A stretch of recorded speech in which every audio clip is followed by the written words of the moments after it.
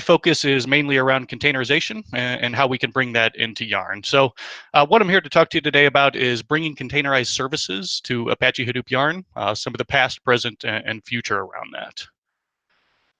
So before we get too deep into how we've brought containerization to Yarn, I want to step back and look at the markets for just a second. So it's probably no surprise to this room that containerization is gaining tremendous momentum, right?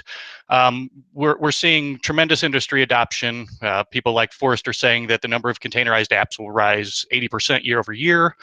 Things like Docker and Kubernetes are becoming widely known. We're starting to see patterns emerge around containers, things like multi-cloud and hybrid strategies that desire to deploy the same on-prem and in the cloud, the adoption of microservices where we're breaking down our monoliths into scalability boundaries, et cetera. And just tremendous ecosystem growth, right? Dozens of different container orchestrators have emerged. There's thousands of plugins across networking, storage, policy management, and there's been some acquisitions and market moves as well, right? And really, some of the reasons around that is some of the promises that containerization brings. It's that improved hardware utilization to increase density over existing VM-based solutions, being able to share layers and images to save on disk space. There's nice resource isolation primitives with Linux namespaces and C groups. Some really nice software packaging capabilities, especially when you look at Docker's distribution mechanism, how you can write this Docker file, this infrastructure as code, and then ship that to anybody. And then finally, improving that developer self-service, being able to have more control over your execution environment as a developer. And clearly anybody that's run a Hadoop cluster understands these challenges, right? If you've had to install scikit-learn on 1,000 machines, you understand that pain. And then when you try to upgrade that, you break 3 other jobs, right? So that isolation is very important. So, what are some of the considerations we were thinking about when it came to bringing something like Docker into Yarn? So Yarn already sports the notion of containers, right? It's not the same as a Docker container, a Linux container, but it's close. It's a process. It's some local resources, your scripts, your jars, your token files, and some resource constraints around it. So how can we extend that model to Docker, right? Another thing, when we're talking about more than just Hadoop jobs, and I'll get into that a little bit more in a moment, but we're talking about bringing services to Yarn, right? How can we run these long-running services on top of Yarn? And that really takes more than a runtime. Docker alone doesn't solve that problem. You need things like service discovery. You need some of the primitives around running services, affinity, anti-affinity, et cetera. And we understood that adopting containerized services isn't going to happen overnight, right? We need these existing MapReduce and Spark jobs to continue to run as they do today, right? So we can't break those existing jobs to bring in this functionality. So when we step back after looking at some of the different considerations, what we were trying to bring, there were really 3 building blocks to bringing containerized services to Yarn. So we had the Yarn container runtimes. This is how we bring something like interaction with the Docker CLI and the Docker daemon into Yarn. The Yarn services framework. So this was an application master, as well as some improvements on the node manager to enable those long-running services. And then service discovery. So how did these different services running on Yarn discover each other? And so what I want to do is go into each of these topics a little bit and give you some background on them. And then we'll look at some of the current features and stuff that we're looking at in the future. So to jump into container runtimes, right? Again, this is how do we bring interacting with Docker and Docker containers into Yarn. So one of the goals, as I mentioned, was to run those existing Hadoop workloads, those existing native Hadoop workloads side by side with your Docker workloads. So, existing MapReduce needs to be able to run side by side with TensorFlow inside of Docker, right? And that's what we're trying to illustrate here. So when you look at how containers get spawned in Yarn, there's something called the container executor. So this really encapsulates that logic for a particular platform on how to bring a container to life, right? Out of the box, there's the default container executor. It runs a script to bring up some processes. Linux container executor kind of extends that, brings in C groups, some different security semantics, has some traffic shaping capabilities. There was also a similar on the Windows platform as well. So when we think about how do we launch Docker containers from Yarn, right? The natural way that we looked at was, well, a new container executor. So this was the logical approach to doing so, and that's exactly what was born. However, the real challenge with a container executor is there can only be one per cluster, right? So what that meant is if you adopted Docker container executor, all of your applications needed to run in Docker. That means your application masters, the MapReduce, Sparks, et cetera. right? And it was very much, that meant that it was very much an overnight migration, right? You had to move everything to containers the next day. Beyond that, there was a lot of things in the Linux container executor, things like C groups, right, that would have to be rebuilt or broken out and refactored to be able to use with this. So in looking at those limitations, right, it was clear that a container executor may not be the right solution. So a new abstraction was added underneath of container executors called Yarn Container Runtimes. So what this does is extends Linux Container Executor to run different types of runtimes on the back end, right? So you can specify the container runtime at application submission time instead of having to configure all containers to run under the same runtime. So the existing process-based runtime was named the default Linux container runtime, and a new runtime was added, the Docker Linux container runtime. And what that does is interacts with the Docker CLI to go ahead and run and monitor that container on the cluster. So very similar life cycle to what we have with existing process-based containers, except instead, the user can now request that this gets run inside of a Docker container. And early versions of this shipped in a Apache Hadoop 2.8, but have since been hardened drastically. So what does that look like, right? So let's take a look at a couple of existing applications. So distributed shell and MapReduce, right? So in the distributed shell case, we set a couple of environment variables. We set the runtime type to be Docker, and then we set the image that we want to use for that application. Behind the scenes, the exact same thing that Yarn has always done to run a distributed shell application happens, except for it launches a Docker container using the image we've specified, and then runs that sleep command inside of that Docker container. The same would apply to MapReduce. Obviously, we need the MapReduce jars, et cetera, inside of our image so that we can access them. But again, it's just a couple of environment variables. Now we can run that Pi job inside of Docker containers. So to kind of summarize there, right? So container runtimes, they allow us to extend that container lifecycle management to new container runtimes. What we've extended it to today is Docker CLI. So with this model, we can support both those Docker containers alongside process containers. The Docker Linux container runtime interacts directly with Docker CLI, so Docker daemon does need to be installed on the machines. And while in the oath use case, right, this is where things stop, right? They are just using the core capabilities built into Yarn for launching Docker containers. However, if you're going to do things like long-running services on Yarn, right, these features are really of the greatest value when you combine them with the Yarn services framework and Yarn service discovery. And we'll talk a little bit more about that coming up. A couple of key JIRAs. 3611 was phase 1 of delivering the containerization. 8472 is our phase 2 follow-on. So, kind of level setting on the backend Yarn container runtimes, we move into the service framework. So this is really about an application master and the NM improvements for doing those long-running applications. So some of the goals of the Yarn services framework: simplify the deployment and management of those long-running services. If you've ever tried to bring an application to Yarn, there's thousands of lines of boilerplate plumbing that have to happen to get an AML working, right? We wanted to be able to remove a lot of that tedious process around bringing those apps to Yarn. There's both command line tools and REST APIs for managing these long-running services on Yarn, and a really nice declarative configuration, right? So you have a JSON specification that describes how that application should be launched and managed. You're not describing every step that needs to be taken, just what that end state is, very similar to your configuration management type tooling. So where did this come from, right? So this was based around a lot of the work that happened in Apache Slider. If anybody's familiar with Apache Slider, that's been incubating in Apache since 2014 and really was about making it easier to bring applications to Yarn. As a follow-on to that work, there was some efforts kicked off in the Yarn community proper, and to basically bring in the work that Apache Slider has done into Yarn. So the basis of that AM for the Yarn services framework is the previous Apache Slider work, and this was released in Apache Hadoop 3.1. Another major component of this is the addition of a REST API that lives within the resource manager.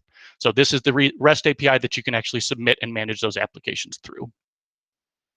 So let's kind of run through what a service spec might look like. So again, I mentioned there's this declarative configuration where we supply a single JSON file that describes everything about our application, right? So here is an example of an HTTP based service. So what this is going to be is we're going to have a couple of HTTP servers, and we're going to have a load balancer in front of them that can route to one of those two backend services. So in this case, we give it a name, give it a version, give it a lifetime. The lifetime says how long this service will live in seconds.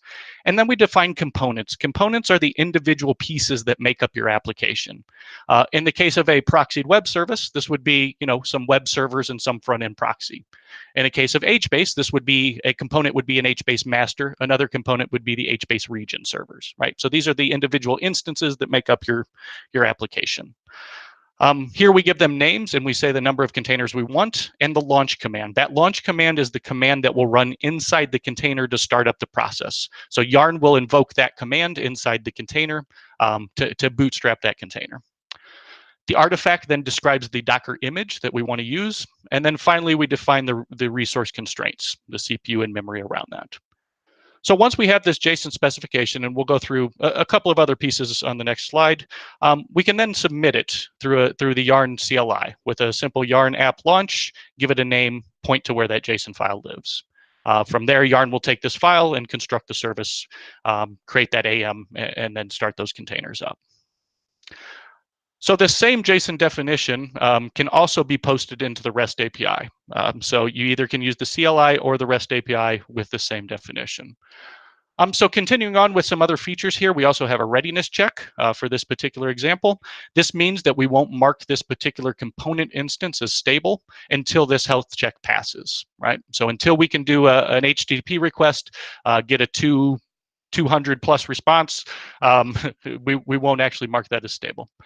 And then finally, there's the ability to pass configuration and additional data into these containers. So here's an example where we want to populate the index.html for our web service with some HTML content. So there's a couple of different things you can do here to load files from, say, HDFS. So you could store, say, your Hadoop configuration in HDFS and then have that loaded into the container for your Hadoop client in that container, that sort of thing. So a lot of flexibility on how we get data and how we get configuration into these containers as well. So as I mentioned, right, this is the overall architecture. There's a CLI and there's also a REST interface that we can take that JSON file, which we lovingly call a Yarn file. You can take that JSON file, submit it to the resource manager, and then from there, the normal processing happens to go ahead and spin that up on the node managers. So some other features that make up the Yarn services framework. Again, what we've looked at here is just kind of deploying a simple application, but there's a lot of other features that are needed for managing long-running services, service upgrades, right? Being able to deploy a new application based on a new image, etc. Placement policies. So in the case of, say, HBase, we don't want all the region servers to live on a single physical host. So we need things like anti-affinity to make sure that those do get spread across systems. The readiness checks I showed a little bit about there. When it comes to pulling Docker images, those might be stored in a private Docker registry. So we need the ability to supply those Docker client credentials at submission time. Dependency checks between services. This is things like I want to make sure that my HBase master is started before my region servers. Retry policies. What do we do if an application fails? Should we restart that container, etc.? So a lot of additional features are added in the Yarn services framework for managing those long-running applications. So to kind of summary there, this is really about long-running applications. Gives you a lot of capabilities, or exposes a lot of capabilities like placement policies, the configuration templating, dependencies, readiness checks. You can manage the entire services lifecycle. That includes doing things like upscale and downscale of individual components. So in the case of a region server, if you wanted to add additional region servers, you can upscale and downscale that. And a couple of key JIRAs here. 5079 was phase 1 of this, and then 7054 is the phase 2 effort that's currently going on now. So we've talked a little bit about, the core pieces of Yarn that allow for running Docker containers. We've talked about how do we submit and manage these long-running applications. The last piece is really around service discovery. How do these different applications discover each other, right? So there's a component that's already built into Yarn called the Yarn Service Registry. And what this allows you to do is every time an application is started in Yarn, it can actually register some data inside of Zookeeper, right? This is all managed within Yarn itself, and is a feature that's existed there for a while. So native Yarn clients can actually access that Yarn registry to get data that's been populated when that application was submitted. So what we actually looked at is how can we take advantage of the fact that that data is already being published and use something that doesn't require this native Java application to go do these lookups. And the solution we came up with was really around simplified discovery via DNS, right? Expecting everybody to implement these native Java clients is probably not going to happen, or to do these lookups over REST. But most of these applications already use DNS to communicate anyway, right? So the Yarn Registry DNS server was born, and essentially what that is a process that runs that watches Zookeeper, and as these entries are written, it creates the DNS zone records necessary to access those applications. So when a container starts, that container is going to get an IP address. That IP address is going to be registered in the Yarn Service Registry. Yarn Registry DNS will then pick that up, create the DNS records for that IP address. And there's really two DNS records that get created. One is static for that component instance, meaning it won't change for the life of that component instance. And the other one is based on the container ID and will change, right? The nice thing about the component instance-based DNS name and the fact that it never changes is that you have a friendly host name for your service that you always know what it will be, right? So if you need to create things like key tabs, you can use that known name to create those key tabs.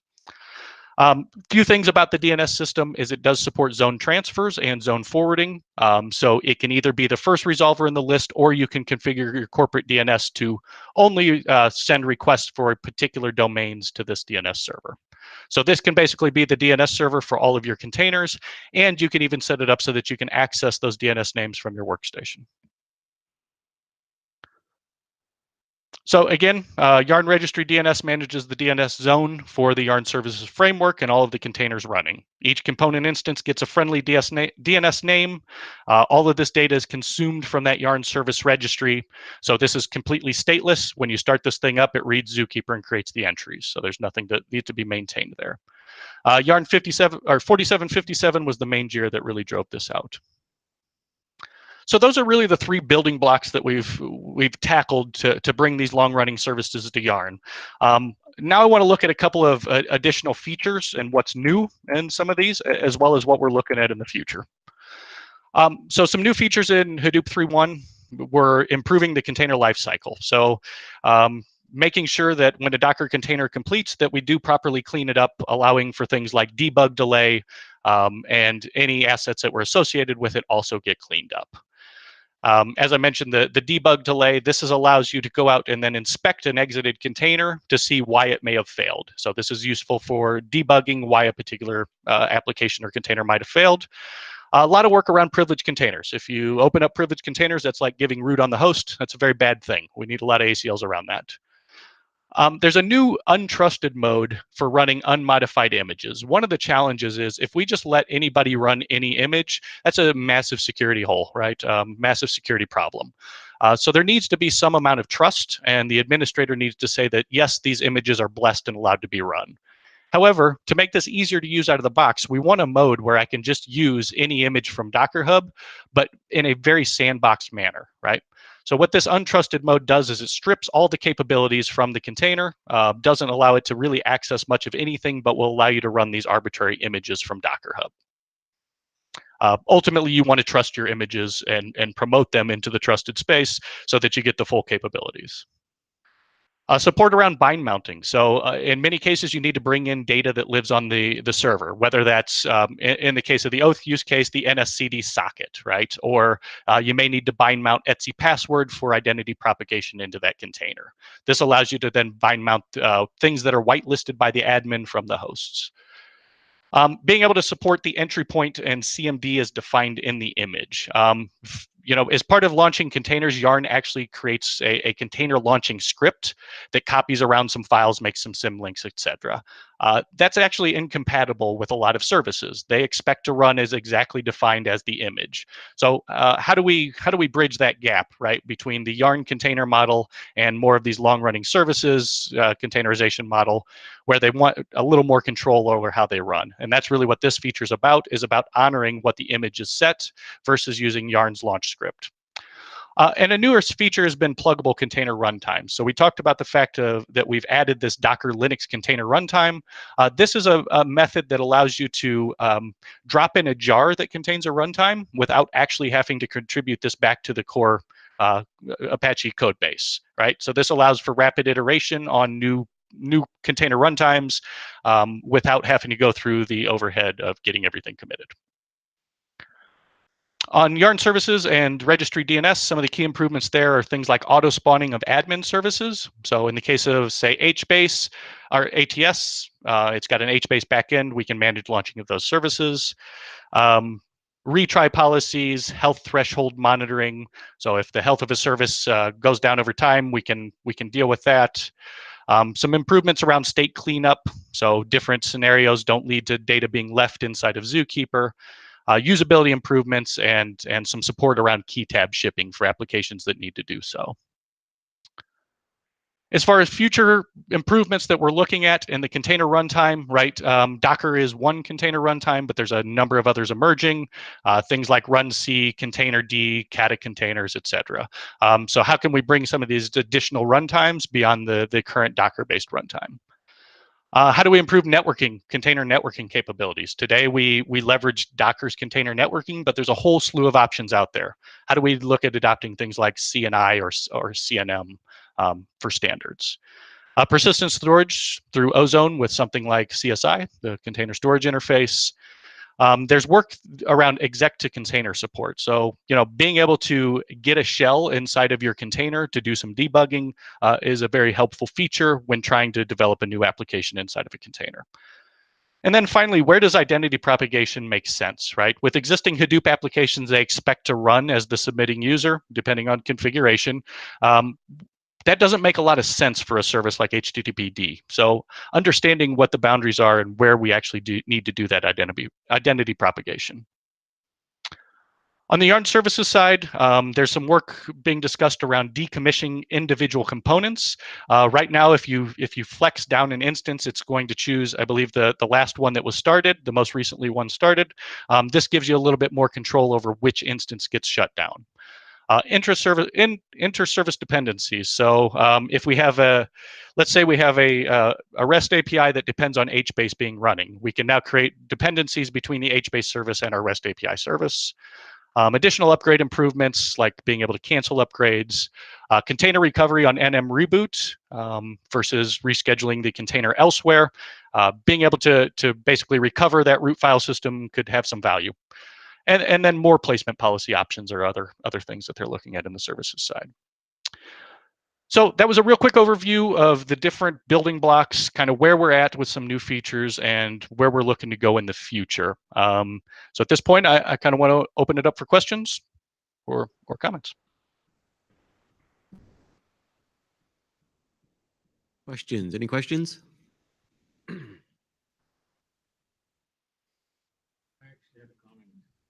So one of the things that Shane mentioned about the DNS, so one of the things we are actually considering is starting to, in fact, even register the Hadoop services, services that are not running on top of Yarn, like HDFS, Yarn itself, okay, or Hive, etc., publishing them in the registry and therefore making it available via the DNS name. So you can look up now services not by just a host name, but by a logical name. So, in your config, you could say you talk to the name node by a name called the name node, for example, if you like, okay? And making that available. That's one thing. Second one is also to make a .local domain available like Kubernetes does inside its DNS service. So that, for example, within the cluster or within your system, if you want to look up something, you can just say,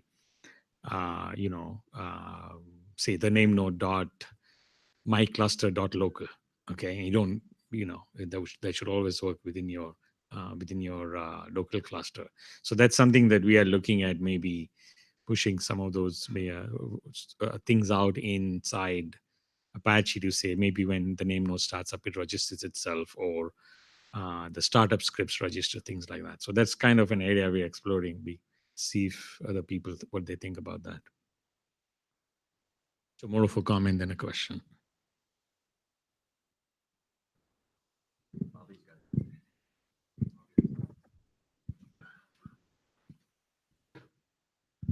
I just had a question about long-running containers and security, specifically with Kerberos, because we run into a lot of issues around Kerberos, especially because you have to rotate. If you have to rotate a key tab, all the key tabs suddenly are invalidated, and it seems to be that the preferred way to get long-running containers at this point is to ship your key tabs with your job, which is kind of giving away the keys of the kingdom if that's ever compromised. Has anybody given much thought as far as what might be an alternative solution or something like that on the roadmap? Yeah, for sure. I think there's been a number of conversations about it, and I think there's even a conversation this afternoon happening about that exact topic in the breakout sessions. So yeah, I know there has been some work. I have not personally been involved in the work. Is Eric around? I know he's given this one some thought as well. Yep. Basically, today the container is isolated from rest of the infrastructure, but to be a self-consistent security model, we require the file system that's, let's say, HDFS. For a container to access a file system, it needs to have the identical UID, GID to ensure that when the user identity is exposed from the container into the larger infrastructure is self-consistent. So in the case of, let's say, if we are starting a service on top of Hadoop, let's say HBase, for example, then the HBase needs to deploy the HBase key tabs on the entire infrastructure. So therefore, that means we are already giving away the key tabs to all the machine that's participating within the same security premise, right? So shipping a key tab within the Docker container is not the worst thing, right? But it would be more ideal if the key tab is bi-mounted into the container so that the key tab does not to be part of the container, and you can rotate them or regenerate them on demand. Yeah, I mean that kind of aligns with existing, secret-based tech, right? Where we have this temporary bind mount that has our credentials in it. That's only for that particular container. So. I have another question. So first of all, awesome to see all this progress. How possible or how hard, or is anyone trying to just slap sort of Kubernetes API straight on top of all we have and just be compatible with Kubernetes as well? Yeah, not something that I'm working on today. There was some early work with some cooperation between the two schedulers, but I don't think much has really moved beyond that. So you push tonight? Yeah, exactly. Production ready.